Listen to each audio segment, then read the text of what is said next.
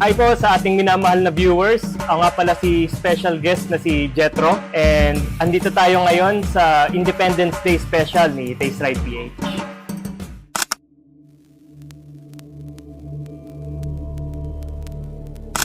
Itinayo itong Intramuros o Walled City noong 1571 sa bungad mismo ng Pasig River. At sa kabila ng nakakamanghang colonial architecture design ng mga building na na-preserve, ay ang mga istorya ng Pilipino na lumaban para sa ating kalayaan. Bilang depensa sa foreign invaders, ang Intramuros ay ipinatayo ng Spanish Imperial Government and it literally transformed yung mga settlements na ginawa ng mga Pilipino dito during the pre-colonial period.